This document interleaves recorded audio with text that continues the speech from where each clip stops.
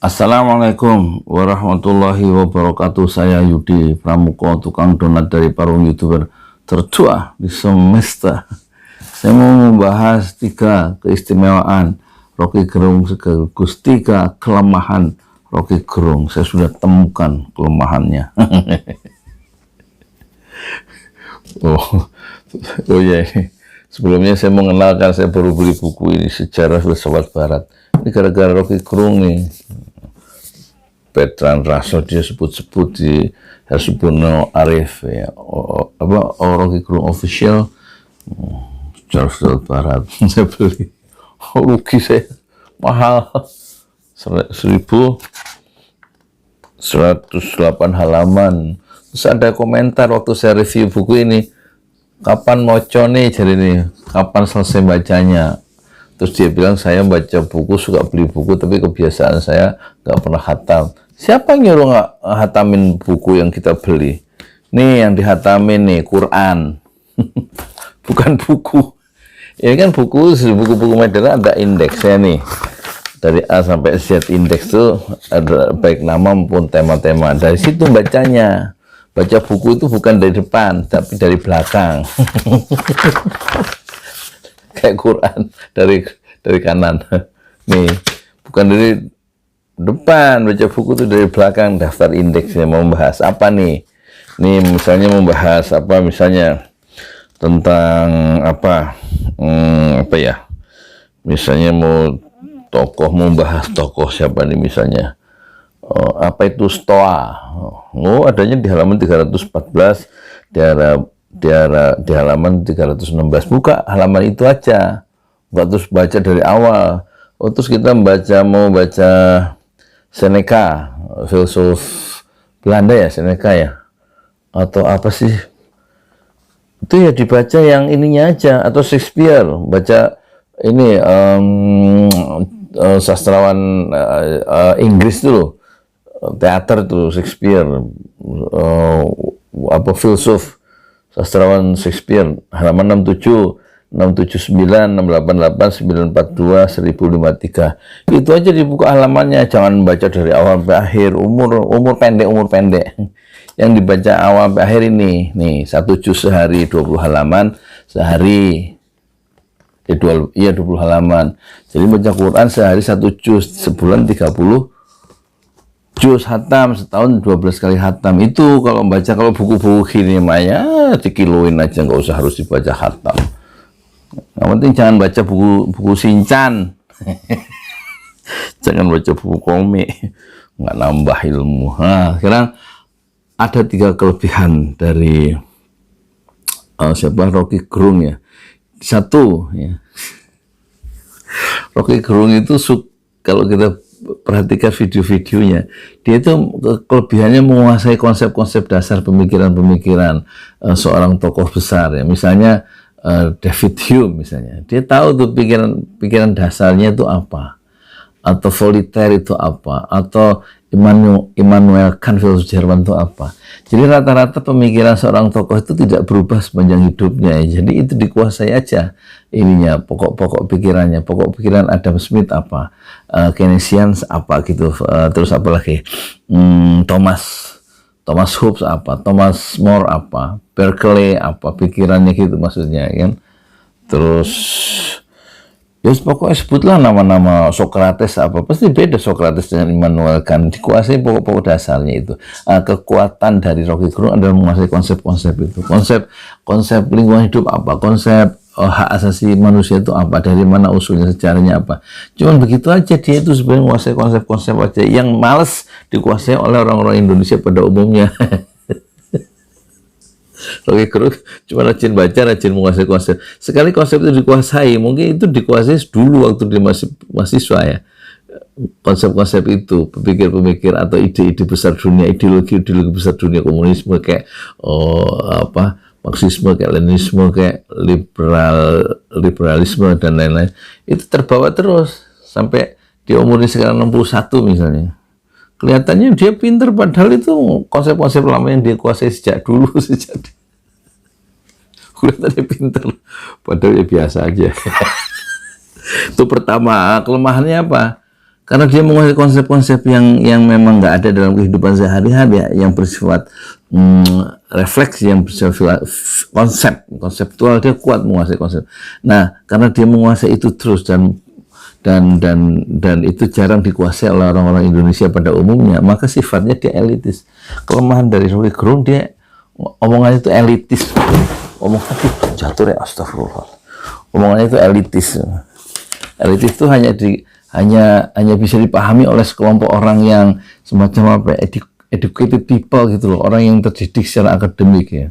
Dan lebih sedikit lagi yang menguasai konsep-konsep itu, hanya sedikit.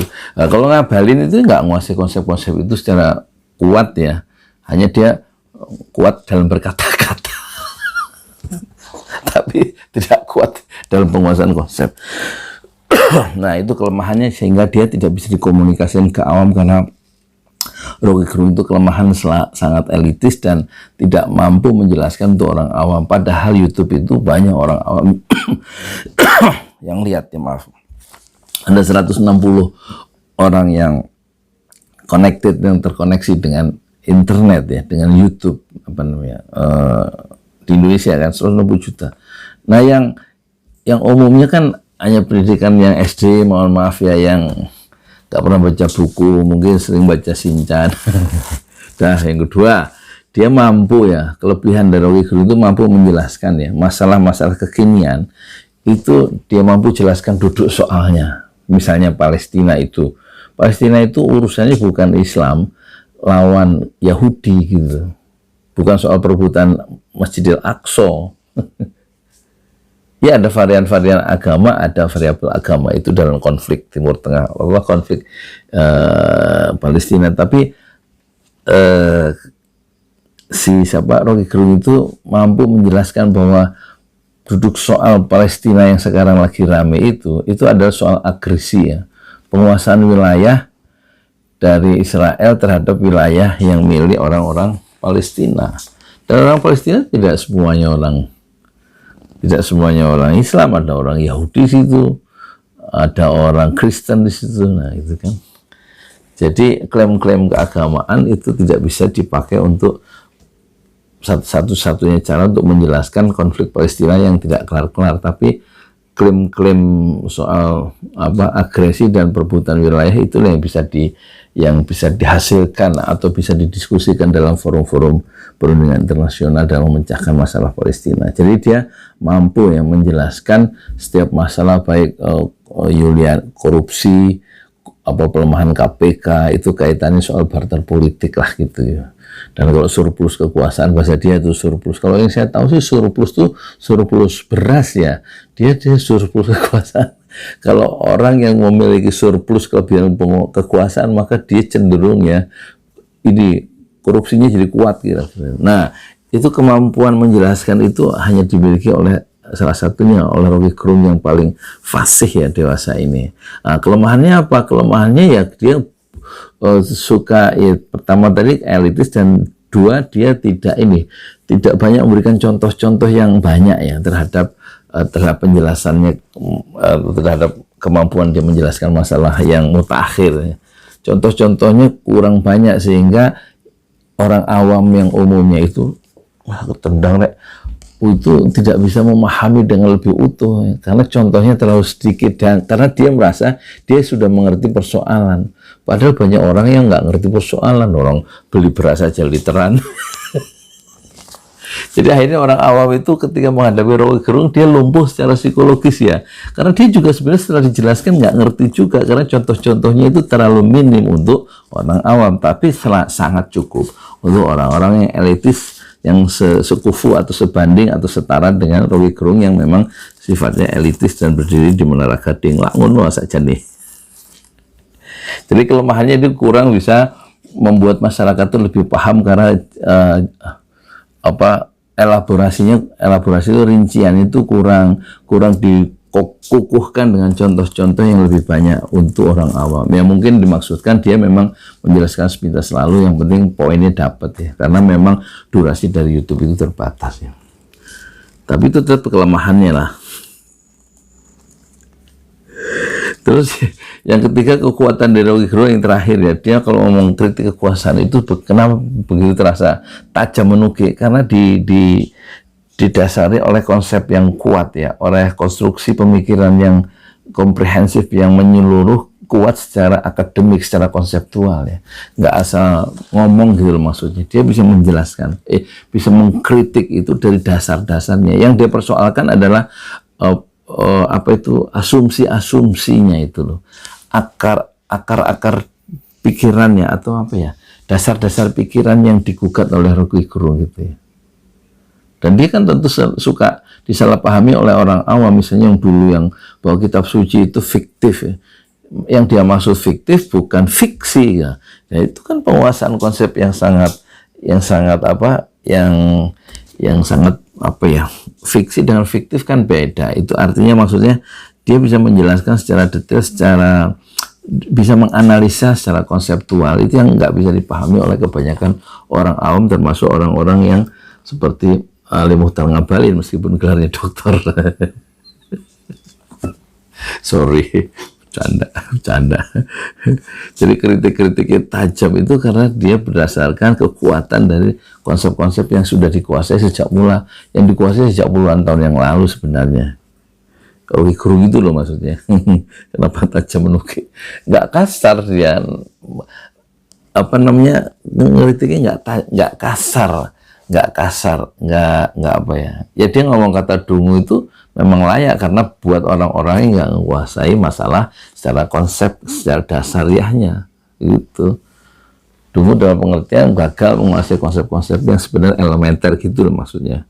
Makanya dungu, bukan dungu dalam pengertian goblok. Sebenarnya goblok dari goblok dalam pengertian penguasaan konsepnya, bukan menyerang pribadi orang sebagaimana lawan-lawan politik, lawan-lawan diskusi dari Rocky Gerung yang suka menyerang secara personal Rocky Gerung gitu. Tapi kalau Rocky Gerung menyerang itu tidak personal, bukan Jokowi, tapi dia menyerang presidennya sebagai orang yang memiliki jabatan politik yang mempengaruhi jutaan orang. Kalau dia mengambil keputusan-keputusan politik, yang diserang itu bukan person Pak Jokowi, tapi presiden RI-nya itu loh. Nah itu kan bingungnya orang awam ya.